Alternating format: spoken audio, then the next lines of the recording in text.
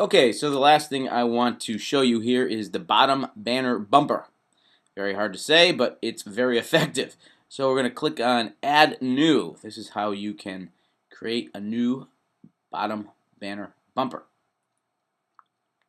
It's going to pull this up here, and you can name it anything you like, preferably something rememberable. So we're going to just say bottom banner test. Okay, we're going to choose from the library. And we either have the media library here or you can upload anything. So we'll just use this one here that's already in there. Okay, and we can either display the banner permanently. In other words, it'll pop up on there and it'll be there forever, which we're not going to do. Or we can, have it disappear at a certain period of time.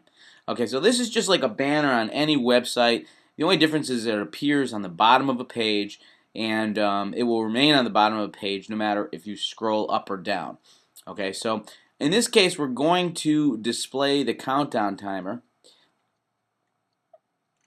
And you have the option here of displaying the banner to new visitors only.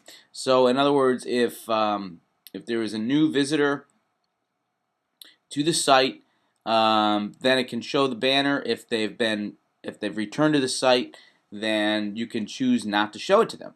So we are going to display the banner to every visitor. So if you come to the site today, tomorrow, whatever, you're going to see it. Okay.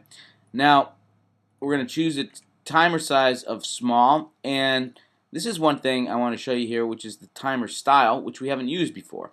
Now this timer style, timer style number 3, you have all these different fonts you can choose. Okay. For instance, we're going to use this, and we can choose any of these sizes. So all the way up from 16 points all the way to 72 points. We're going to choose something like 40 points. And we can align the counter again, left, center, or right. And we can display the countdown timer as far as value is concerned. So we're only going to display this for 1 minute. Okay? And then we can link to either a direct page or an email optimizer. Okay? Now, what this means is if you have an email optimizer, in other words, when something is clicked, a pop-up window appears, then we can choose to use that. So we'll use this banner pop-up test, and then we'll save the bottom banner. And that's all there is to it. Now, when we go to create a new page, we're going to say Add New. And we're going to name this as, let's see, Bottom Bumper Banner Test. And our content is here, whatever it may be. And then we're going to choose this right here, which is the bottom banner bumper. And it's going to ask us which one to choose.